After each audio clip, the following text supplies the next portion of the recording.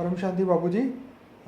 बापूजी एक प्रश्न था, सुरेश प्रकाश जी ने भेजा था, तो उनका एक दूसरा ईमेल आया था जिसमें उन्होंने क्वेश्चन पूछे थे कुछ। जैसे गीता में भगवान श्री कृष्ण ने ज्ञान दिया है, 18वें अध्याय में लिखा है कि हे अर्जुन, जो कुछ भी मैंने कहा है ये सब भूल जा, सब धर्मों के भेद भुला के एक मेरा शरणागत हो, जहाँ मैं हर पाप से मुक्ति दूंगा। शोक ना कर, मेरी भक्ति में खो जा। मतलब कि इन सब ज्ञान में भी सिर्फ एक चीज़ याद रखो कि केवल मुझे भजो, मैं सब पापों से छुड़ा दूंगा। बस एक मिनट वहाँ रुको बस। ठीक है, बोलिए। देखो, उसने भगवान कृष्ण ने उसको कहा जी कि सिर्फ मेरी शरण में आओ। क्या बोला? श्री मेरी। ये सब उन्होंने जो धर्म माना ज्ञान दिया, धर्मों का ज्ञान दिया ना जी। 18 अध्याय में सभी अलग अलग ज्ञान दिया। धर्म माना धारणाओं का ज्ञान दिया। जी। तुम्हें नष्टो मोहा बनना चाहिए, ये बनना चाहिए, कर ज्ञान दिया ना 18 अध्याय में। जी। तो बोले अगर ये ज्ञान ना हो, सिर्फ मेरी शरण में तू आ जाए, जी। सब धर्म छोड़ के, जी। सर्वधर्म परित्यज्य मामेकम शरणम मम। जी। तू सभी धर्म छोड़ के मेरी शरण में आ। जी। तो तू अगर मेरी शरण में आता है तो मैं तेरे को परम धाम ले जाऊंगा। जी, पापों से मुक्ति दूंगा। पापों से मुक्ति दूंगा, तब जाएगा ना आत्मा। ठीक है। तो उसको याद करने से इसलिए बोला कि तू मेरे को मेरी शरण में आ। मगर वास्तव में जो गीता का ज्ञान है, डाइजेस्ट करने वाला यह है कि मैं बताऊं, जो पहले ये समझो कि कृष्ण को तो तुम याद करोगे जी, तो कृष्ण जहाँ है वहां ले जाएगा ना तुम्हें। कृष्ण जहाँ है वहां ले जाएगा जी। मगर कृष्ण किसका अवतार है ये पहले जानो। तो कृष्ण विष्णु का अवतार नहीं है। ये कृष्ण कोई शिव का अवतार नहीं है, महाशिव का अवतार नहीं है, परम महाशिव का अवतार नहीं है। कृष्ण ऑलमाइटी अथॉरिटी का अवतार है। तुम ऑलमाइटी अथॉरिटी के रूप को जानोगे कृष्ण के जरिए, गीता ज्ञान के जरिए, तो तुम चले जाओगे। बाकी तुमने विष्णु को मान के, अगर कोई विष्णु का अवतार मान के कृष्ण को याद करता है तो वैकुंठ धाम जाएगा। समझ में आया? फिर आगे फिर उन्होंने बोला कि मीराबाई जो थी, जो कृष्ण भक्ति में रहती थी, कि मीराबाई भी यही कहती रही कि प्रभु मैं तो तेरी हूँ, तू मेरा, मुझसे ज़्यादा मुझे और कुछ, इससे ज़्यादा मुझे कुछ जानना नहीं है। राजघरों में होने के बाद भी सारे ऐश्वर्य का त्याग कर दिया उन्होंने। तो क्या भगवान को अपना जानने के अलावा भी और कुछ जानना शेष रह जाता है? जिस मीराबाई ने श्री कृष्ण का अपना सर्वस्व माना, उनकी गति केवल स्वर्गलोक तक हुई? Question mark. वहां रुको, फिर आगे बाद में वहां रुको। देखो, मीराबाई जो थी जी, बहुत बड़ा ऐश्वर्य थी, राजा की रानी थी, बहुत बड़े घराने की थी। जी जी जी। मगर उसने कृष्ण को पति माना। क्या बोला? जी, मेरा मेरा तो गिरधर गोपाल, दूसरो न कोई। कृष्ण को पति माना ना। शादी होने के बावजूद भी वो उसने मना कर दिया। मैं तो फिर मंदिर बना के वहां रही, साधु संतों से साथ घूमी, अंत में जो द्वारका में वो कृष्ण में समा गई। जी। तो मैंने उसी टाइम इसलिए कहा था कि स्वर्ग के अंदर वहां चली गई, मगर उसी टाइम श्री कृष्ण आकारी रूप में उसी टाइम स्वर्ग में थे, इसलिए वो श्री कृष्ण के पास चली गई। बाद में श्री कृष्ण वैकुंठ लोक चले गए थे वहां, तो उसके साथ भी वैकुंठ चली गई। बाद में तो कृष्ण जो तुम जिसको याद करोगे वहीं जाओगे। तो उसी टाइम वो वैकुंठ लोक नहीं थे, श्री कृष्ण इंद्रलोक में थे उसी टाइम पर। तो इंद्रलोक के पास वहां कुछ बात कर रहे होंगे, तो वहां थे, तो वहां उन्होंने बुला लिया अपने पास। फिर बाद में वो स्वर्ग से वहां विष्णुपुरी वैकुंठ ले गया। बाबूजी आगे है कि गीता में भी भगवान ने कहा है कि मुझे ज्ञान से नहीं जाना जा सकता, क्योंकि मैं बुद्धि की सीमा से परे हूँ। तो तुम मेरी अनन्य भक्ति करो तो मुझे पाओगे। भगवान ने 3 मार्ग बताए, भक्ति, ज्ञान और कर्म मार्ग, जिसमें भक्ति को श्रेष्ठ कहा। देखो, ज्ञान और भक्ति, जो ज्ञानी पुरुष है जी। देखो, भक्ति तुम किसी की भी करते हो, किसी कोई देवी देवताओं की करते हो, कोई माँ काली की करता है, कोई महादेव की करता है, कोई शिव की, शंकर की करता है, कोई राम की करता है, कोई कृष्ण की करता है, कोई देवी देवताओं की करता है। तो भक्ति तुम जिसी को जानो, याद करोगे, जिसकी भक्ति करोगे उसी के पास जाओगे ना। एक प्रिंसिपल ऑफ लॉ है, नेचुरल लॉ है। ठीक है। तो तुम अगर कृष्ण को मानोगे तो कृष्ण के पास जाओगे, राम को मानोगे राम के पास जाओगे, अब माँ काली को मानोगे माँ काली के पास जाओगे। तो तुम्हें समझना पड़ेगा ना तुम किसकी भक्ति करते हो। तो ज्ञान होगा तो तुम्हें ऑलमाइटी अथॉरिटी को जानोगे ना। तुम्हें ऑलमाइटी अथॉरिटी के पास जाना है, ऊंचते ऊंच परम धाम में जाना है, बेहद के विश्व के मालिक के पास जाना है। तो तुम्हें ऑलमाइटी अथॉरिटी के पास का ज्ञान चाहिए, ऑलमाइटी अथॉरिटी का ज्ञान चाहिए। और पहला सब्जेक्ट है ज्ञान मार्ग में ज्ञान। बाबूजी, इससे रिलेटेड एक और क्वेश्चन है। उन्होंने बोला कि उसी तरह स्वामी श्री रामकृष्ण परमहंस जी, जिनके बारे में कहा जाता है कि जो राम और कृष्ण के अवतार थे, और तो अब रामकृष्ण परमहंस बन के आए हैं। उन्होंने काली माता के दर्शन होते थे उनको, और फिर भी उनके गुरु ने, तोतापुरी महाराज ने कहा कि ये ले तलवार और काट दे इस माता का मस्तक, और ये माता जिस परम तत्व से माता होकर दिख रही है उस परम तत्व को जान। और उन्होंने कुछ ही समय में उस परम तत्व को जान लिया, और उनके गुरु ने कहा कि अब तुझे परम ज्ञान हुआ है, और उनका नाम गदाधर से रामकृष्ण परमहंस रखा। क्या इसके बाद भी उन्हें कुछ जानने की जरूरत थी? अगर हाँ तो क्या, वह क्या था? देखो एक बात बताऊं, रामकृष्ण परमहंस जी, वो राम के अवतार थे। ओके। अब राम के तो जो राम को हुए 8,69,000 साल हुए, 8,69,000 ईयर्स हुए। ठीक है। राम ने कई अवतार लिए, ऐसी तरह कृष्ण ने भी अलग, राम और कृष्ण की आत्मा अलग अलग हो गई। फिर समझ में आया? राम जो हुए वो अलग है, वो भी ऑलमाइटी के अवतार थे। राम अविनाशी ब्रह्म के अवतार थे। अविनाशी ब्रह्म माना ऑलमाइटी अथॉरिटी जी। कृष्ण भी कहते पूर्ण ब्रह्म, तो पूर्ण ब्रह्म माना अविनाशी ब्रह्म के अवतार थे। मगर दो बार आए तो ऊपर से दो अलग अलग अवतार हुए, तो दो अलग अलग आत्मा हो गई, दो एक रूप होकर नहीं जन्म लेती। तो वो रामकृष्ण राम वाली आत्मा का अवतार था। समझ में आया? और वो उसी टाइम पर महाकाली का उपासना करते थे। किस दिन? उनको ऑलमाइटी अथॉरिटी का ज्ञान नहीं था। बराबर। ऑलमाइटी अथॉरिटी का केवल अभी ज्ञान दे रहे हैं। ऑलमाइटी अथॉरिटी केवल अभी ही ज्ञान दे रहे हैं इस धरती पर, सृष्टि पर। और सारे गैलेक्सियों में, यूनिवर्स में सब जा रहे हैं, सुन रहे सब। केवल निमित्त इसी ब्रह्मांड, इसी धरती पर बना है। ऑलमाइटी अथॉरिटी इस ब्रह्मांड के शिवपुरी में आकर, उन्होंने ऑलमाइटी अथॉरिटी खुद इस शिवपुरी में आया है। और शिवपुरी में कई लाखों साल से राम और कृष्ण के अवतार उन्होंने लिए हैं। और कृष्ण अवतार में भी देखो, एक कृष्ण की बात नहीं है। और कृष्ण ने गीता में भी बोला कि अर्जुन तेरे और मेरे कितने जन्म हो चुके हैं। हाँ, तो वो ऑलमाइटी अथॉरिटी के भी कई अवतार हुए ना, 15 लाख साल में कई अवतार हुए ऑलमाइटी अथॉरिटी। समझ में आया? तो ऑलमाइटी राम अवतार, कृष्ण के ऐसे कई अवतार हुए। तो ऑलमाइटी अथॉरिटी के अवतार थे। और वो तो वो राम और कृष्ण भी जब जन्म मरण के चक्र में आते हैं, आज भी बताओ, राम वाली आत्मा भी काम कर रही है और कृष्ण वाली आत्मा भी काम कर रही है। अगर तुम्हें नॉलेज दूं, अगर तुम्हें कृष्ण वाली आत्मा के पास जाना है तो आज भी कृष्ण वाली आत्मा दादा लेखराज के नाम पर ब्रह्मा कुमारी में जो ब्रह्मा है, ब्रह्मा बाबा, नई दुनिया की स्थापना करने के लिए कृष्ण वाली आत्मा निमित्त बनी हुई है। अगर आपको कृष्ण वाली आत्मा से मिलना है तो ब्रह्मा कुमारी में जाओ और उसका परिचय लो। मैं आपको सलाह देता हूँ। बेसिक नॉलेज अच्छा मिलेगा। प्राइमरी इन सभी चक्करों से आप छूट जाओगे। सारे प्रश्न वहां जवाब, ये बेसिक प्राइमरी नॉलेज लोगे ना, 7 दिन का कोर्स है वहाँ, आत्मा परमात्मा बलरामा सब चीज, तो आपका 7 दिन में सारे प्रश्नों के जवाब मिल जाएंगे वहाँ। ये बेसिक फाउंडेशन है। और इससे राम वाली आत्मा भी दूसरी जगह काम कर रही है। राम वाली आत्मा भी एक जो कंपिल गांव है यूपी में, श्री वीरेंद्र देव दीक्षित के रूप में राम, जहाँ ब्रह्मापुरी है, ब्रह्मा कुमारी है, ऐसे वो शंकर पार्टी के नाम से बहुत फेमस है।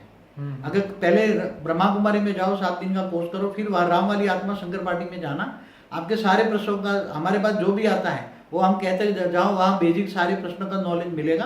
फिर हमारे पास पीएचडी की पढ़ाई है, बेहद का विश्व का नॉलेज है। तो बेहद का विश्व का नॉलेज कौन देगा? केवल हमें तो 108 बीज ही चाहिए। हमारे हर वीडियो में देखा है, हमें तो 108 बीज रूप आत्मा ही चाहिए सारी सृष्टि में। और बीज रूप आत्मा बेहद का ज्ञान सागर में वही डूबे। आप तो बहुत बेहद का ज्ञान सागर में डूबना है तो पहले प्राइमरी नॉलेज लो, तो आपके सारे प्रश्नों का जवाब वहाँ मिल जाएंगे।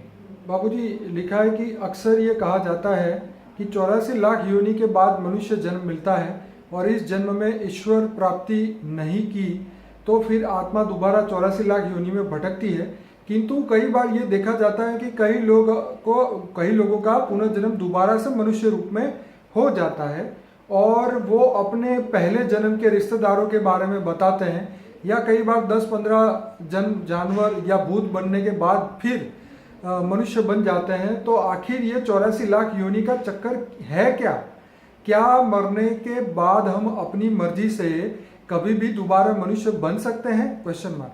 कौन प्रेत योनि में जाएगा, कौन, ये लास्ट लाइन है, कौन पशु योनि में और कौन नरकों में गिराया जाता है?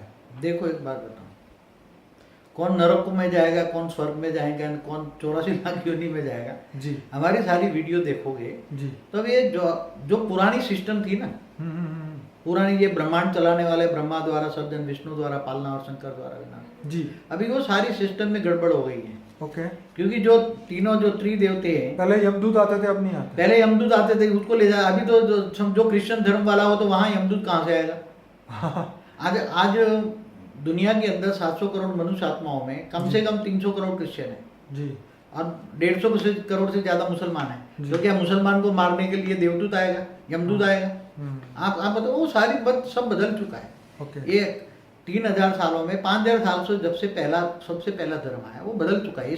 हर कोई चीज बदलती रहती है, पूरी व्यवस्था बदल चुकी है। यहाँ प्रश्न ये है कि क्या इंसान अपनी मर्जी का मालिक है? क्या वो दोबारा मनुष्य बनना चाहे तो बन सकता है? क्या वो 84 लाख योनि में ना जाना चाहे तो नहीं जा सकता? देखो, फ्री विल का मतलब क्या? फ्री विल का एट विल बात सही है। एट विल कहीं भी नहीं है। अगर मनुष्य महापाप करे, महापापी बने, हजारों लाखों लोगों की हत्या कर दे, और ये जो टेररिस्ट मार रहे हैं लोगों को 100-100, तो वो तो दूसरे जन्म में क्या बनेंगे? आप कर्मों की थियरी समझो ना पहले। कर्मों की थियरी समझना पड़ा। थियरी कम आत्मा में लागू पड़ता है ना। उनको तो कुत्ते ही बनना चाहिए ना। वो तो क्या बनेंगे फिर दूसरे जन्म में? तो थियरी ऑफ कर्म लागू पड़ेगा। फिर हाईवे पे ट्रकों के नीचे आ जाएंगे साले, तो मरेंगे नहीं, कुत्ते की मौत मरेंगे। ये जो अभी हैं, जो दूसरों को मारते हैं, एक दिन वो कुत्ते की मौत मरेंगे। दूसरे जन्म में क्या बनेंगे? कीड़े मकोड़े ही बनेंगे। आत्मा में पावर रहेगी नहीं तो क्या बनेंगे? तो मनुष्य के खुद की इच्छा से थोड़ा होता है, वो तो कर्मों के थियरी लागू पड़ता है। तो बापूजी, ये जो प्रेत योनि में जाना या भूत बनना, ये तो उसका कल मैंने वीडियो बनाया था, उसमें जवाब है ना कि भूत प्रेत योनि में कौन जाता है? जी, जो महापापी आत्मा है जी, कई जन्मों से, कई मनुष्य जन्म से, कोई मनुष्य कई जन्म से मनुष्य बनता है। ऐसा कोई जरूरी नहीं है कि 84 लाख योनि में एक फटाक से बन जाए। कई हजार साल मनुष्य रहता है, फिर बाद में आत्मा बहुत डाउन हो जाती है, धीरे धीरे नीचे की योनि में जाती है।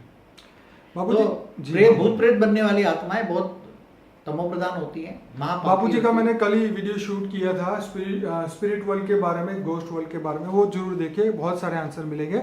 अब आगे क्वेश्चन पे बढ़ते हैं। आपने पहले के उत्तर में कहा कि हाई क्वालिटी की आत्मा विष्णुपुरी से शिवपुरी की तरफ जाती है, वहाँ से फिर परम धाम को जाती है। पर ये परम धाम भी तो परम शिव का हुआ, और ऐसे परम शिव तो अनेकों इस मल्टीवर्स में, और ऐसे मल्टीवर्स भी अनेकों हैं। और प्रलय के वक्त शिव भी सूर्य में प्रवेश करके महाकाल अग्नि में सब समा लेते हैं। लेकिन आत्मा तो तब भी बेहद से नहीं मिली। कृपया बताएं कि आत्मा का परम लक्ष्य क्या होना चाहिए? आत्मा की उच्च से उच्च स्थिति क्या है? ऐसा क्या है कि जिसको पाने के बाद कुछ पाना शेष नहीं रहता? देखो, कोई भी मनुष्य आत्मा जी ज्ञानी है जी, जितना ज्ञान होगा, अगर उसने शिव निराकार को याद किया तो शिव निराकार के पास जाएगी। ठीक है। विष्णु को याद किया तो विष्णुपुरी जाएगी जी।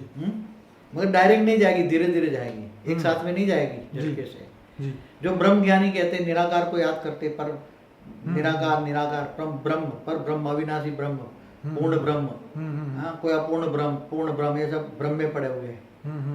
तो तुम अगर शिव को जानोगे तो शिव के पास जाओगे, महाशिव को जानोगे तो महाशिव के पास जाओगे। अरे ब्रह्मांड तो महाशिव के प्रतिपल अनंत अनंत ब्रह्मांड बनते हैं, बिगड़ते हैं।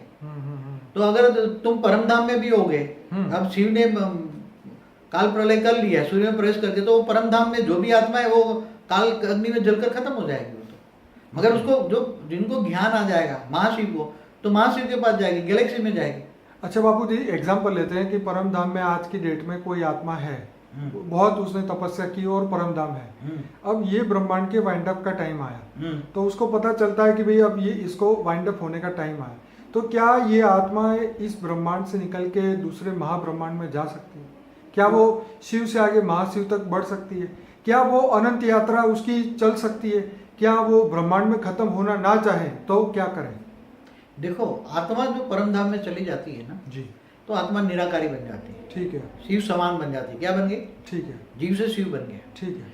मगर परम धाम में जाने के बाद उसको ज्ञान आता है, इसलिए महाशिव तक जाने का उसके पास ज्ञान भी आता है ना, आत्मा में इतनी शक्ति भी आती है। ठीक है। इसलिए जो भी परम धाम में जाती है आत्माएं, वो ज्ञान स्वरूप बन जाती है, कैवल्य ज्ञान आता है, केवल ज्ञान स्वरूप हो। और जब ज्ञान स्वरूप आती है तो परम धाम में आत्मा में पावर भर के, वहां परम लाइट है, परम प्रकाश है, तो वो पावर भर के उसको महाशिव तक, गैलेक्सी के सेंटर पॉइंट में महाशिव तक, माना जहाँ महाविष्णु रहते हैं, महाब्रह्मा रहते हैं, महाइंद्र रहते हैं, वहां तक जाने की उसको परमिशन मिल जाती है, इसलिए वहां चली जाती है। और वहां से फिर पुरुषार्थ करके, पावर भर के, अगर फिर उसको आगे ज्ञान होता है कि परम महाशिव है, तो यूनिवर्स के सेंटर पॉइंट में परम महाशिव रहता है, तो उसके पास भी चली जाती है। आत्माओं के पास ज्ञान आता है ना, पहले सबसे पहला सब्जेक्ट है ज्ञान। तो परम अगर तुम्हारे पास ज्ञान नहीं है, ये आगे बताया कि जो तुम महाकाली की पूजा करोगे, तो महाकाली तो इस ब्रह्मांड की शिव की शक्ति का अवतार था ना जी, तो फिर तुम्हारे पास तो शिव निराकारी का ज्ञान नहीं था जी, तो महाकाली के मंदिर होगे, तो जहाँ मंदिर होगे वहां भूत बन के भटके नहीं, महाकाली के अवतार वाले कहाँ जाएंगे? सही बात है। महाकाली के कोई ऊपर नहीं है, महाकाली के अवतार तो यहाँ है, रूप यहाँ है। तो ये जो भले राम वाली आत्मा है, तो राम वाली आत्मा भी कई लाखों साल से जन्म मरण के चक्कर में आत्मा वो साधारण मनुष्य बन जाती है। कृष्ण वाली आत्मा भी कई जन्म मरण के चक्कर में आत्मा बन जाती है। तो मैंने बताया राम और कृष्ण भी धरती पर काम कर रहे हैं अभी, वो विश्व परिवर्तन का कार्य गुप्त विश्व में हो रहा है, जाओ उनके पास। तो आत्मा की उच्च स्थिति, आत्मा की उस स्थिति जब वो जीव से शिव बन जाता है, तो जहां उसके बाद उसको कुछ पाना नहीं पड़ता। अब शिव के जो तुरंत ज्ञान आता है तो महाशिव के पास चली जाती है, तो वो महाशिव बन गई। क्या बनी? पहले जीव से शिव बनी, शिव से महाशिव बनी, फिर वो उसको पास इतनी पावर आती है, परमाशिव के पास चली जाती है, तो परमाशिव को याद करते हैं, फिर वहां से उसको बहुत पावर आ जाए तो परम उसका परम लक्ष्य क्या होना चाहिए? उसको अगर तुम ऑलमाइटी अथॉरिटी को, अगर एक मेरी वीडियो है, तुम ऑलमाइटी अथॉरिटी को ऊंचते ऊंच परम धाम में याद करते हो, ऊंचते ऊंच परम धाम नहीं, महापरम धाम नहीं, परम महाधाम नहीं, गैलेक्सी मतलब महाब्रह्मांड के बीच में जो धाम है वो नहीं, महाशिव का परम धाम नहीं, परम महाशिव का परम धाम नहीं, गैलेक्सी का नहीं, यूनिवर्स का नहीं, मल्टीवर्स का नहीं, मल्टीवर्स ऐसे कितने हैं। बेहद का ज्ञान तुम्हें होगा। यहाँ तो ऐसे 100 कला वाले मल्टीवर्स बेहद है, 200 कला वाले, 300 कला वाले, 400, वो बेहद का है। तो तुम बेहद को जानोगे, तुम बेहद का ज्ञान लोगे।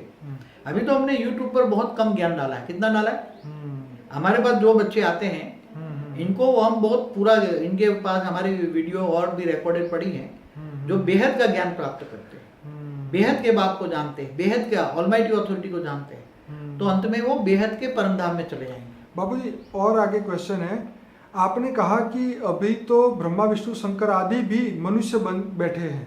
हाँ, सही बात है। किंतु जो आत्माएं इन देवी देवताओं में विलीन हो चुकी है या मुक्ति पा चुकी है, उनका क्या हाल होता है? एक मिनट वहां रुको पहले। हाँ, ब्रह्मा विष्णु शंकर जी किसी भी आत्माओं को मुक्ति नहीं दे सकते। वेरी गुड, ये तो बढ़िया, ये समझ में आया? पहला ये समझो कि ये जो शिव का क्रिएशन है, तो शिव ही मुक्ति दे सकता है।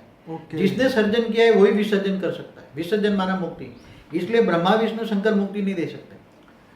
अभी आगे हैं, क्योंकि जिनमें वे विलीन हुए वे खुद ही पूर्ण नहीं थे और अब मनुष्य बन गए हैं, जो खुद को जन्म मरण से नहीं छुटा पाए, वे किसी और आत्मा को अपने में विलीन कर मुक्त कैसे दे सकते हैं? ये उनका क्वेश्चन। देखो, पहले ही बोल दिया कि ब्रह्मा विष्णु शंकर में कोई भी आत्मा विलीन हो ही नहीं सकती। ओके, कहीं भी कोई भी उसको विलीन नहीं कर सकता। किसी भी आत्माओं को अंदर अपने अंदर समाने की शक्ति नहीं है।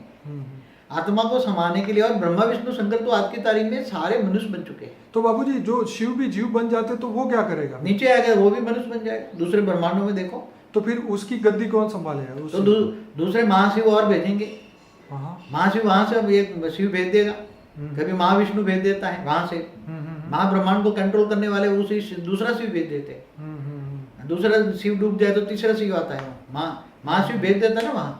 वहाँ महाशक्तियाँ कंट्रोलिंग सिस्टम करती है अनंत कोटि ब्रह्मांडों को। तो वो दूसरा शिव भेज देंगे, तीसरा शिव भेज देंगे। ब्रह्मा को कमजोर है तो दूसरा ब्रह्मा भेज देंगे। महाब्रह्मा है गैलेक्सियों में, तो महाब्रह्मा से ब्रह्मा आ जाएगा, महाविष्णु से विष्णु आ जाएगा। ब्रह्मांड में जो जिसको महाइंद्र में इंद्र आ जाएगा। जिनको जो जरूरत है वो जहाँ से उसके रचित है वो आ जाएंगे। बाबूजी आगे का क्वेश्चन इससे रिलेटेड है। लिखा है 4 युग 43,20,000 साल का होता है और ऐसे कई बार ये 4 युग बीते होंगे, क्योंकि ब्रह्मा के 50 साल हो गए हैं और ऐसे ब्रह्मा भी कई हो गए। लेकिन इस बार कलयुग में क्यों सब कुछ परम तत्व का बन रहा है?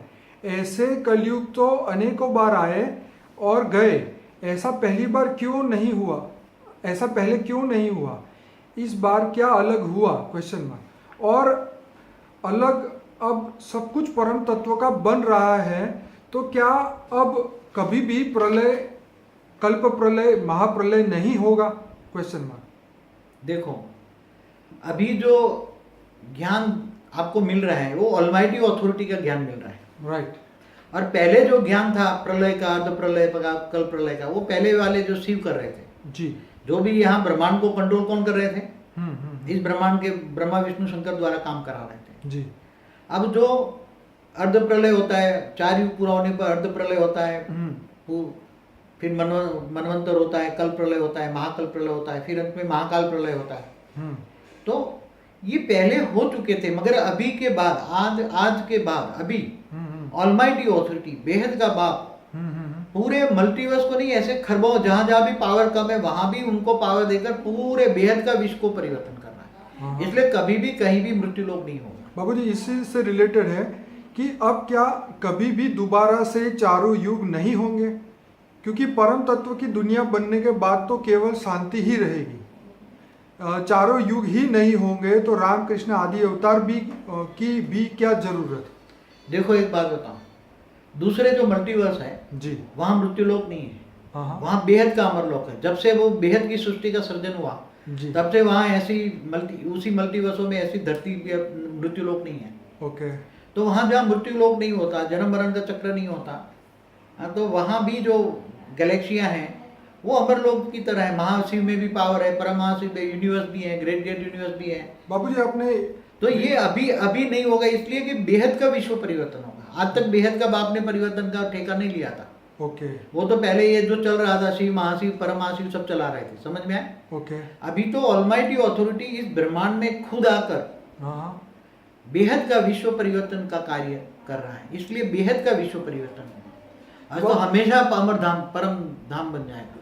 आपने पहले वीडियो में बोला था कि कई गैलेक्सियों के अंदर या कई ब्रह्मांडों में कई जगह पे जो आत्मा है वो जानवर बन चुकी है, शिव जो है बहुत जीव बन चुके हैं वहाँ पे। तो वहाँ क्यों ऐसा हुआ? देखो एक बात बताऊं, आज से पहले जी ये ब्रह्मांड चलाता था शिव में जब सर्जन करता है तो सर्जन करते करते उसकी पावर एनर्जी वेस्ट होती है। तो वो शिव भी निराकारी शिव कोई भी सर्जन करता नीचे आ जाएगा, चाहे तो वो भी ब्रह्मा विष्णु शंकर द्वारा काम कराते हैं, त्रिदेव द्वारा। मगर जब उसमें पावर नहीं होता तो शिव भी नीचे आकर जीव बन जाता है, तो महाशिव दूसरा शिव भेज देता है। ओके। हाँ, तो ऐसी तरह सिस्टम पहले चल रही थी। ब्रह्मा महाविष्णु जो गैलेक्सी के बीच में बैठे हैं वो सब कंट्रोल कर रहे थे। मगर अभी ऐसा ये बेहद का ज्ञान दे रहे हैं। क्या दे रहे हैं? आज तक कभी बेहद का ज्ञान धरती पर न किसी ने सुना, परम ज्ञान न लिखा गया किताबों में। हम जो ज्ञान दे रहे हैं वो बेहद के विश्व परिवर्तन का ज्ञान दे रहे हैं। बाबूजी आगे जो क्वेश्चन था कि क्या बेहद के परमात्मा में असीम माने इनफाइनाइट पावर है और वह कितने गुणों की है? ऐसा है, कला माना गुण माना पावर। जितनी आत्मा में पावर होती है इतनी कला होती है।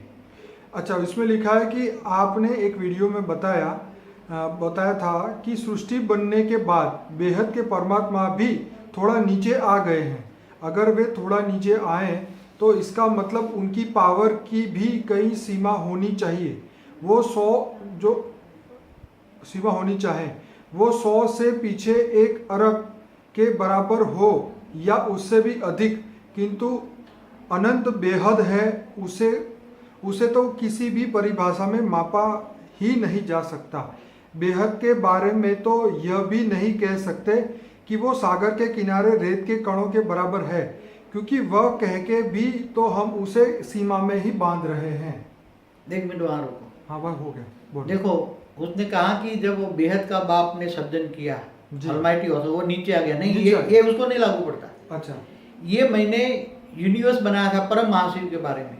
ठीक है परम महाशिव जब यूनिवर्स बनाता है जी। तब उसकी पावर डाउन हो जाती है, वो तो धीरे धीरे नीचे आ जाता है। शिव भी जैसे जैसे नीचे आ जाता है, ओके ऐसे महाशिव भी सेंटर में, इसलिए वो नीचे नहीं आएगा, ओके क्योंकि सेंटर में परम धाम है। समझ में आया? Okay. जिसका परम धाम ऊपर होता है वो नीचे आता है। तो ये मैंने यूनिवर्स के परम महाशिव के बारे में बोला है, या मल्टीवर्स के बारे में बोला है कि जब उसका मालिक ऊपर में परम धाम से पावर कम होती है तो नीचे आ जाता है। अब जो बेहद का बाप है, ऑलमाइटी ऑथोरिटी है, ये सुनो, उसके अंश मात्र से बेहद का विश्व बना है। कितना? ठीक है। उसके जो पास पावर है, जैसे सागर जितना पावर है उसके पास, और अंश मात्र से उसका बेहद का विश्व बना है। और बेहद का विश्व कितना बड़ा आप सोच भी नहीं सकते। जैसे 100 कला वाले खरबों ब्रह्मांड है, 200 कला वाले खरबों ब्रह्मांड है, 300 वाले 300 वाले 400 वाले, ऐसे बेहद का विश्व है। और बेहद का विश्व, बेहद का जो मालिक है, बेहद का जो विश्व का क्रिएटर है, बेहद के विश्व का जो रचयिता है, जिनको दुनिया कोई भी जान ही नहीं सकती, वो उसने अंश मात्र शक्ति से, एक संकल्प मात्र से बेहद का विश्व रचा। तो ये अंश मात्र माने जैसे सागर में एक बूंद होती है ना, इतनी पावर से उसके बाद सागर जितना परम परम परम लाइट है, ऊंचते ऊंच परमधाम इतना है कि उसकी एक अंश मात्र से बेहद का विश्व बना है, इसलिए वो कभी नीचे नहीं आता। उसके बाद तो बेहद की शक्ति होती है, बेहद का पावर, एक अंश मात्र बेहद की सृष्टि बनी, इसलिए वो कभी उसका कोई फर्क नहीं पड़ता। बाबू जी आगे क्वेश्चन है, ब्रह्म साक्षात्कार के लिए क्या कुंडलिनी जागृत आवश्यक है? देखो, कई लोग ब्रह्म साक्षात्कार वाले कुंडलिनी जागृत करते हैं, ओम की ध्वनि करते हैं, या जो भी करते हैं भक्ति मार्ग में। कुंडलिनी जागरूक करने से तुम्हारा धीरे धीरे शक्तियां ऊपर हो जाती है, मूलाधार से ऊपर जाती है, 8वीं आत्मा चक्र में आती है। मगर जो ज्ञानी पुरुष होता है, जिनको आत्मा का ज्ञान होता है, तो सीधी वो आत्म स्वरूप में स्थित होती है। मैं आत्मा हूँ। आत्मा भ्रुकुटी के बीच में जो हमारा बड़ा माइंड है जी। बड़ा माइंड के सेंटर पॉइंट में वो एक अति सूक्ष्म परम लाइट है वो, और उसको आत्म स्वरूप अपनी अनुभूति करता है। मैं आत्म स्वरूप हूँ, मैं आत्मा हूँ, मैं आत्मा हूँ। तो अपने बड़े माइंड के अंदर जहाँ आत्मा रहती है, जो शरीर को चलाती है, बड़े माइंड के भीतर सेंटर पॉइंट में अति सूक्ष्म परम लाइट का एक अति सूक्ष्म जैसे कण है, उसको आत्म स्वरूप में स्थित होने से डायरेक्ट कोई कुंडलिनी जागरूक ऑटोमेटिक हो जाएगी। समझ में आया? और वो उसको जब चलता है हमेशा, तो मैं परम लाइट की बॉडी है, मैं मेरी परम लाइट की बॉडी है, मैं पूरे परम तत्व का शरीर है, परम लाइट की बॉडी है, और बुद्धि से ऊंचते ऊंच परम धाम में रहते हैं, और बेहद ऑलमाइटी ऑथोरिटी को याद करते हैं, योग करते हैं ऑलमाइट, तो उसके पास इतनी पावर आती है कि वो धीरे धीरे परम लाइट का अनुभव कर सकते हैं। इसलिए उसको कोई डायरेक्ट ये ज्ञान है, आत्मस्वरूप में स्थित होने का डायरेक्ट ज्ञान है, उसको कोई कुंडलिनी जागृत करने की शक्ति नहीं, ये ज्ञान है। कुंडलिनी जागृत करता वो भक्ति है। ओके। अच्छा बाबूजी, उन्होंने लिखा है महाभारत के काल में अश्वत्थामा की मौजूदगी आज भी मिल रही है कि उत्तर प्रदेश के एक गांव में शिव मंदिर में रोज रात को वो जल चढ़ाते हैं। किसी को खुद की मर्जी बिना दिखाई भी नहीं देते। यूट्यूब पे बहुत सारे वीडियो है। क्या वो 3 तत्वों में है या 5 तत्वों में? क्या वह अभी भी उस परम ज्ञान से वंचित है जो मंदिरों के चक्कर काट रहे हैं इतने वर्षों बाद भी? देखो, एक बात बताओ, कई केवल एक अश्वत्थामा की बात तो नहीं है। मैंने टीवी में भी देखा था कि वो मंदिरों में जाके पूजा करता है, शिव मंदिरों में, पहाड़ों में, मंदिरों में। कहते हैं कि कुछ 7 आत्माएं जो है अजर वो है। तो ऐसे तो कई, जैसे हनुमान है, तो हनुमान को राम छोड़ के गए थे ना, बिल्कुल। तो हनुमान भी, मगर हनुमान के मंदिरों में काम करता है ना, हाँ। सबको भूतों से छुड़ाता है ना, बराबर। तो ऐसे कई आत्माएं हैं जो धरती पर मनुष्य अवतार में आती है और 3 तत्वों में काम करती है। तो कोई अभी भी भक्ति कर रही, तो वो अश्वत्थामा घूमता है 3 तत्वों में और अपने मंदिरों में जाके भक्ति करता है। उसको क्या ज्ञान नहीं है तो कैसे आएगा? उसको पास ज्ञान हो तो करेंगे, चाहे 3 तत्व वाला हो, चाहे 5 तत्व वाला मनुष्य हो, कायदा तो एक ही लागू पड़ता है। नहीं, पर वो तो 3 तत्वों में है ना। हाँ, वो तो 3 तत्व, वो 5 तत्वों में नहीं है, 3 तत्वों में। 3 तत्वों में लोगों को दिखाई देता है। तो बापूजी ऐसे ही लिखा है कि वृंदावन के मधुवन में भी आज भी श्री कृष्ण गोपियों के साथ रोज रात को महारास रचते हैं। वहाँ पे सुबह मिठाई का भोग लगा मिलता है। ठाकुर जी के वस्त्र बदले मिलते हैं। राम जी भी तुलसीदास जी को दर्शन देते थे, जो कि लगभग 1500 AD की बात है। इसका मतलब रामकृष्ण जो विष्णु के 24 अवतार में से थे, अभी भी देवता है, मनुष्य नहीं बने। अगर विष्णु का अवतार नहीं है तो अभी पृथ्वी पर कैसे आते हैं?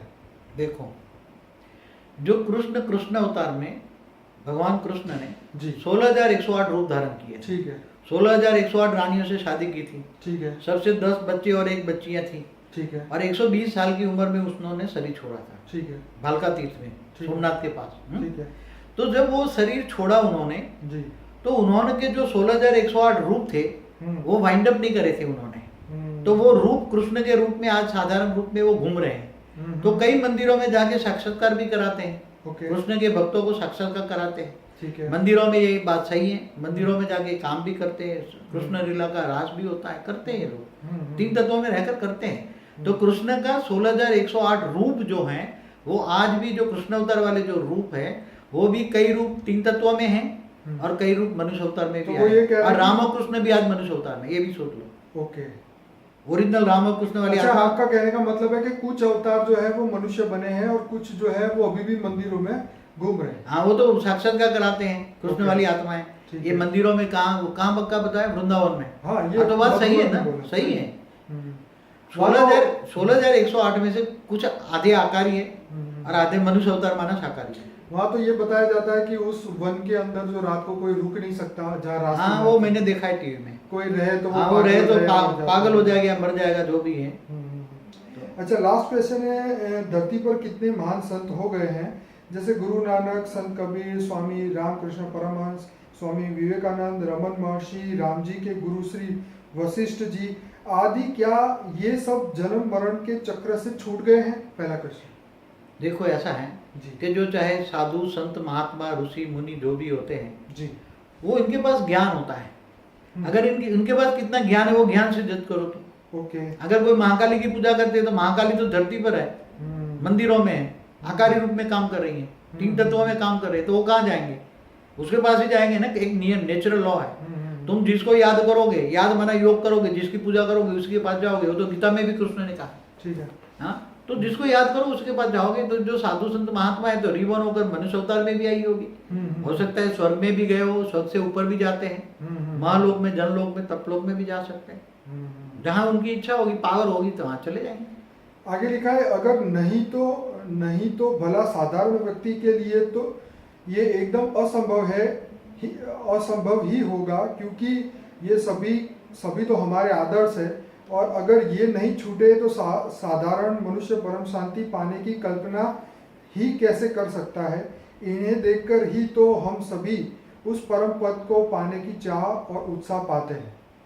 हमेशा कहीं भी जाओ तो किसी भी चाहे साधु संत महात्मा, उनके पास ज्ञान क्या है? हाँ ये देखो, सबसे पहले ज्ञान देखना चाहिए। तुम्हें कौन सा ज्ञान देते हैं? सही बात है। तुम्हें जीव से शिव बनाने का ज्ञान देते हैं, जीव से महाशिव बनाने का ज्ञान देते हैं, जीव से परमाशिव बनाने का ज्ञान देते हैं, तुम्हें मल्टीवर्स का ज्ञान देता है जी। तुम वो ज्ञान से, ज्ञान स्वरूप, पहला सब्जेक्ट हमारा ज्ञान।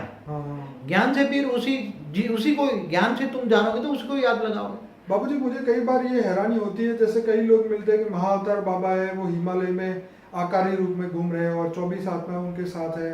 मैं कहता हूँ भाई घूम रहे तो मजे करने दो ना उनको भी, वो दुनिया परिवर्तन का काम उनको करना चाहिए, तो वो घूम रहे हैं। तो दुनिया में ज्ञान क्या दे रहे हैं, दुनिया बदलने के लिए कौन सा ज्ञान दे रहे हैं, क्या सिखा रहे हैं, ये बहुत इंपॉर्टेंट है। लोग ये ऐसी बातें कर करके खुश हो रहे हैं, ज्ञान तो समझना नहीं चाहते।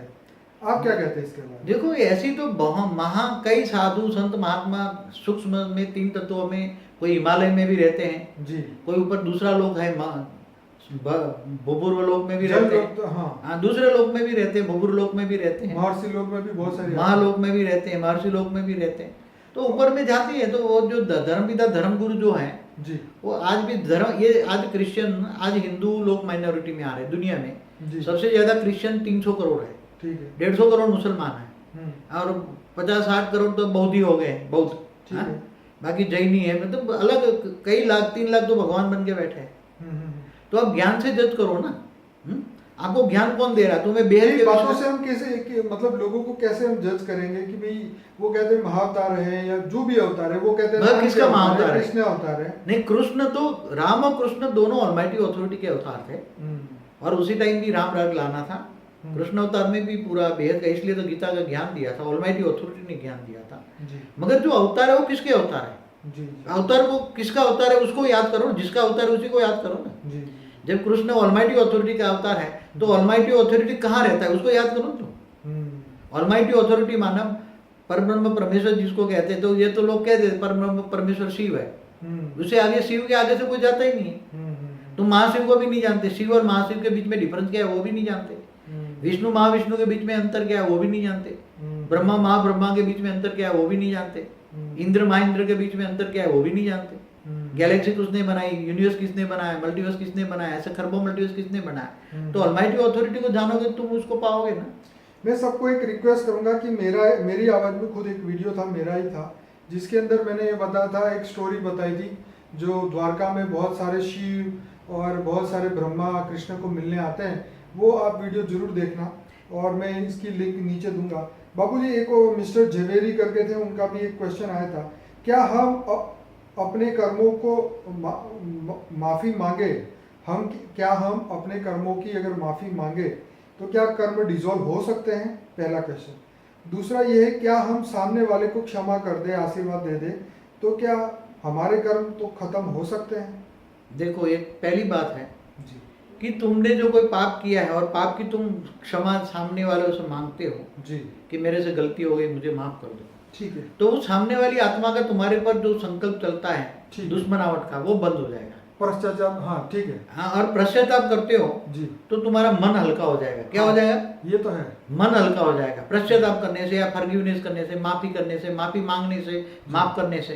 जी मगर तुम आशीर्वाद की बात करते हो जी तो कोई भी मनुष्य आत्मा किसी आत्मा को आशीर्वाद कैसे दे सकता है? मैंने आशीर्वाद का एक वीडियो बनाया है। हाँ, आर्ट ऑफ फॉरगिवनेस के अंदर ही ये हाँ है। नहीं, कोई भी मनुष्य आत्मा दूसरों को आशीर्वाद क्या दे सकती है? ठीक है। जब तुम्हारे पास खुद के पास ही पावर नहीं है तो तुम दूसरों को क्या पावर देंगे? तो उसको क्या बाबूजी, हम किसी के बारे में अच्छा सोचते हैं तो उसको शुभ भावना कह सकते हैं। शुभ भावना कह सकते हैं। हाँ हाँ हाँ तो तुम शुभ भावना रख सकते हो, मगर तुम्हारे अंदर जो विकर्म रिकॉर्ड हुआ है, हाँ हाँ, विकर्म तो कारण जगत में, कारण शरीर में रिकॉर्ड हुआ है, और जो विकर्म तुम्हारे आत्मा में अंदर नेगेटिविटी भरी है, कारण शरीर में विकर्म माना नेगेटिविटी जी वो भरी है, तो आत्मा को, आत्मा तमो प्रधान बन गई है, तो आत्मा को सतो प्रधान बनाना है तुम्हें, तो आत्मा में पावर चाहिए ना जी अब आत्मा में पावर कहाँ से आएगा? तुम पावर हाउस से कनेक्शन जोड़ोगे तो तुम्हारी आत्मा की बैटरी चार्ज होगी ना जी अब आत्मा की बैटरी चार्ज करने के लिए परम लाइट चाहिए, तो परम प्रकाश चाहिए। परम प्रकाश किससे मिलेगा? तुम सोचो, आज किसके पास परम प्रकाश है? जिसके पास परम प्रकाश है उसको याद करो। परम प्रकाश केवल ऑलमाइटी ऑथोरिटी के पास है, तो उसको परम लाइट को याद करो, दिव्य लाइट को याद करो, परम सूर्य को याद करो जी। ये सूर्य को तो इसमें एक जो अड़गड़ानंद स्वामी उसकी बुक जो थी गीता पर उसने लिखा था जी। जब वो ऑलमाइटी ऑथोरिटी अरबों खरबों सूर्य की रोशनी जिसके पास है, और वो ये सूर्य भी उसके सामने जुगनू समान है। क्या सही बात है। फिर भी लोग जुगनू की पूजा करते हैं। सूर्य की पूजा करना माना एक जुगनी की पूजा हुई ना। बाबूजी जितना ज्ञान होगा इंसान वही करेगा ना। तो ये सूर्य के पास तो क्या मिलेगा? ये सूर्य जो है वो तो 3 तत्वों में, तो 3 तत्वों में सूर्य कैसे मिलेगा? आज वो जो 3 तत्व वाले जो सूर्य नारायण देवता था वो भी मनुष्य बन गया। आज सूर्य ऑटोमेटिक चलता है। आज वायु देवता भी अनकंट्रोल क्यों है? उसके वायु देवता भी मनुष्य बन गए, जल देवता भी मनुष्य बन गए। हाँ, एक क्वेश्चन में उनका ये भी था, तो कृष्ण जैसे सूर्य देव, तो ये सूर्य कैसे काम करता है? सूर्य ऑटोमेटिक काम हो रहा है ना। हाइड्रोजन जल रहा है, हाँ। पूरा ब्रह्मांड अब ऑटोमेटिक चलता है। हाइड्रोजन जल रहा है, हीलियम में कन्वर्ट हो रहा है, तो अग्नि तत्व पैदा होती है। ओके। और वायु देवता ऑटोमेटिक चलता है।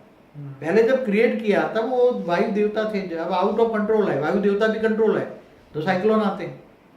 पहले जब थे सतयुग में साइक्लोन नहीं आते थे, वायु देवता के कंट्रोलिंग था, वायु देवता कंट्रोल करता था। ये बहुत आश्चर्य की बात है और बहुत सोचने वाली बात है कि पहले कंट्रोल में था, आज सब। पहले 5 तत्वों के जो मालिक थे, देवता थे, हाँ। जैसे वायु देवता था, वायु देवता का कंट्रोलिंग था। ओके। इसलिए ऐसे साइक्लोन नहीं आते थे सतयुग में। क्या बाबूजी ये कह सकते हैं कि पहले के जमाने में यज्ञ बड़े होते थे तो इसके कारण सब कुछ ऐसे यज्ञ जो करते थे पहले, यज्ञ जो करते थे, यज्ञ हवन, इसमें देवता खुश रहते थे, तो देवता खुश रहते थे।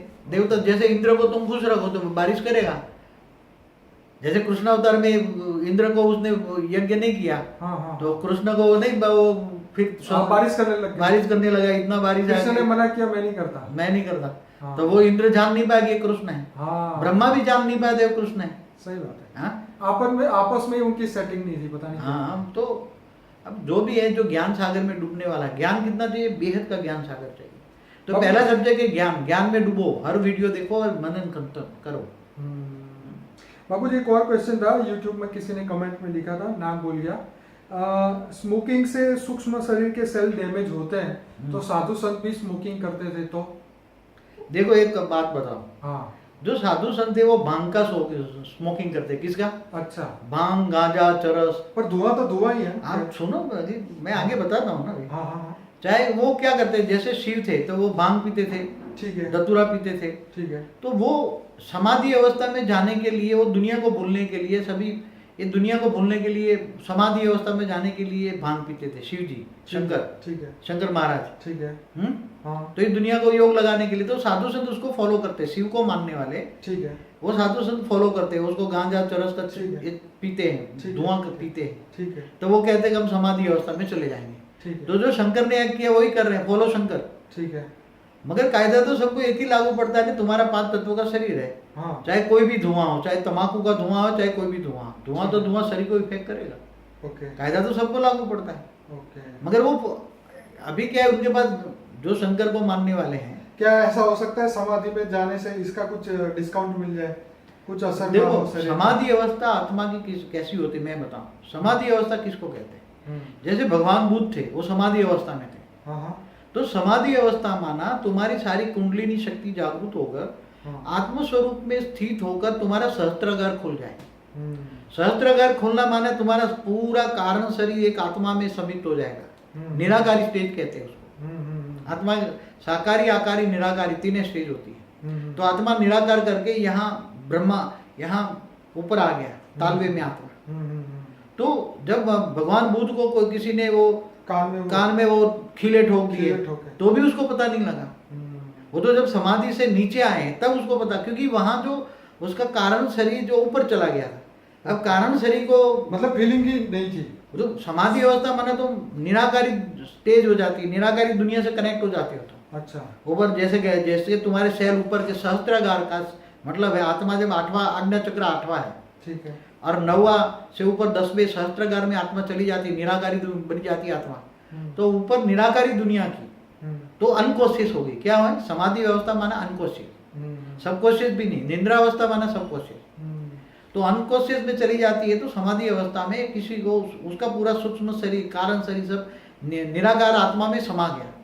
इसलिए वो समाधि अवस्था में तुम उसको ये गला भी काट दो उसको पता ही नहीं लगेगा, क्योंकि उसका सूक्ष्म शरीर भी ऊपर है, कारण शरीर भी। तो फिर अगर ऐसे आत्मा निकल जाती है तो फिर तो वो आत्मा वापस नहीं आ पाएगी। वो आत्मा निराकारी दुनिया में चली जाएगी, ऊपर चली जाएगी ना। इसलिए तो जो ब्रह्मर्षि कहते हैं ना, जो ब्रह्म को मानते हैं, ब्रह्मर्षि जो ब्रह्म को जानते हैं, वो निराकारी स्टेज को धारण कर लेते हैं और आत्मा निकल के फिर सीधे परम धाम में चले जाते हैं, यहाँ इस ब्रह्मांड के परम धाम में। बाबू जी एक और प्रश्न पूछना था। एक फायर बाबा, मैंने कल आपसे बात की थी पर पूछना भूल गया कि वो यज्ञ में, चालू यज्ञ में ही आग में बैठ जाते हैं, लेट जाते हैं, उनको कुछ नहीं होता।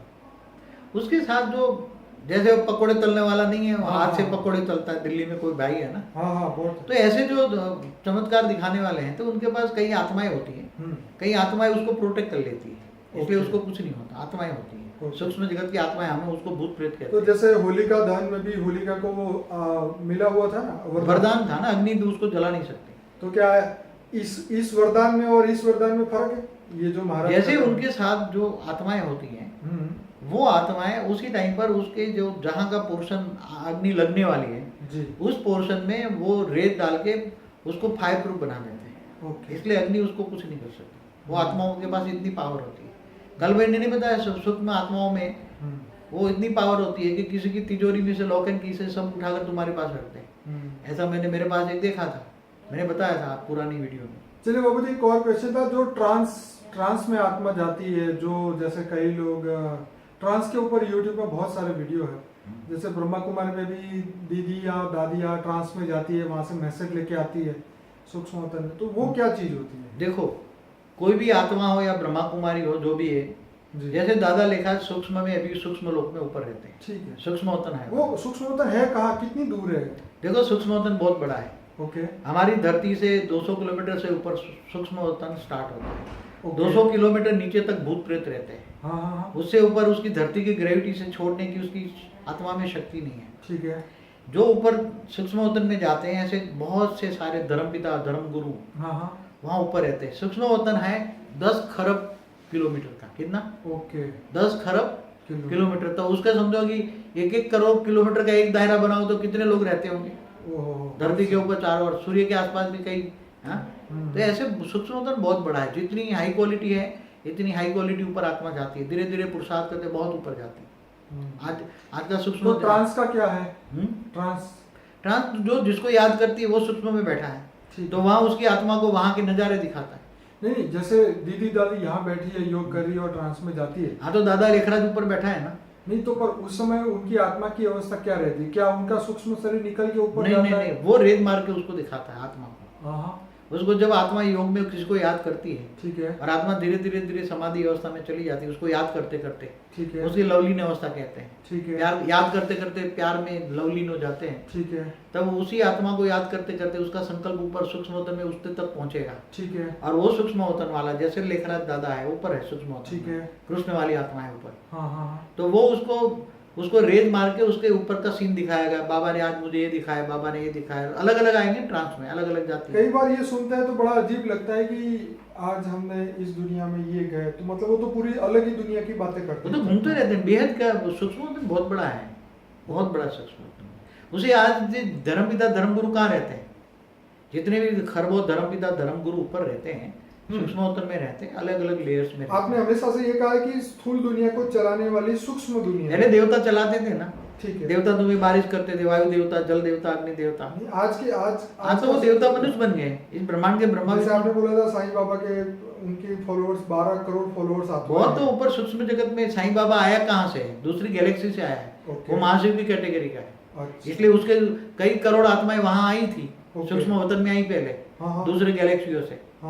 तो वो जो दूसरे आई तो वो आकर फिर वो साईं बाबा ने अवतार लिया, तो उसके जो करोड़ों आत्माएं ऊपर सूक्ष्म वतन में हैं। ओरिजिनल शिव बाबा तो सूक्ष्म वतन में रहता है, तो उसका अवतार एक सेल है। अवतार माना एक सेल, जैसे विष्णु का अवतार होते हैं। तो ये सेल है, साईं बाबा एक सेल है, होता है। तो उसको मानते रहे, तो उसको मानने वाली जो आत्मा है, उसको आसपास 100 आत्माएं सूक्ष्म वतन से आएगी, वो उसको रेत मार मार के साईं बाबा के मंदिर में ले जाएंगे। ऐसी तरह क्रिश्चियन को मानने वाली आत्मा, क्रिश्चियन कौन है? 7 यूनिवर्स का मालिक है। तो दूर दूर के 7 यूनिवर्स में, जहाँ ग्रेट यूनिवर्स है, वहां से 7 यूनिवर्स से वो लोग निकल के यहाँ आए हैं, और ये यूनिवर्स का मालिक है, तो अवतार होते हैं। तो उसके साथ बेहिसाब उसके सूक्ष्म वतन में आत्मा है, बेहिसाब, गिन नहीं सकते। खरबों इंटू खरबों खरबों खरबों है, ट्रिलियंस एंड ट्रिलियंस आत्माएं सूक्ष्म जगत क्रिश्चियन को। तो वो सब नीचे सूक्ष्म में आत्माएं आती है और एक एक को रेत मार मार कर धर्म परिवर्तन कराती है। ऐसी तरह मोहम्मद धर्म की आत्मा है, मुसलमान धर्म की आत्मा है। वो बोलते हैं, बताते हैं। एक बार मैंने कहीं सुना था वो एक मुस्लिम भाई को, वो कहते हैं कि हमारा भगवान है, उनका ऐसी धरती 18,000 धरती पर राज है उनका। कितना? तो कई क्लस्टर ऑफ जो 16 धरती सूर्य मंडल में होती है ना, तो ऐसे क्लस्टर ऑफ सूर्य होते हैं कई गैलेक्सियों के बाहर, छोटी मोटी गैलेक्सियों में। तो क्लस्टर ऑफ सोलर सिस्टम 18,000 होंगे, उनमें उनके वहां से वो आए होंगे, तो कई बेहिसाब आत्माएं लेकर आए होंगे, और यहाँ आकर फिर अपनी धर्म स्थापन करते हैं। ऐसे कई लोग कई ब्रह्मांडों में घूमते रहते हैं, दूसरे ब्रह्मांडों में अपनी धर्म स्थापन करते हैं। केवल हमारे ब्रह्मांड में हो रहा है ऐसा नहीं है, दूसरे गैलेक्सियों से, यूनिवर्स से आते हैं। इसलिए तो एंशिएंट एलियन वाले क्या कहते हैं, तुम कौन हो पहले? क्या तुम गैलेक्सी से आए हो? तुम यूनिवर्स से आए हो? ग्रेट यूनिवर्स से आए हो? तुम कहाँ से आए?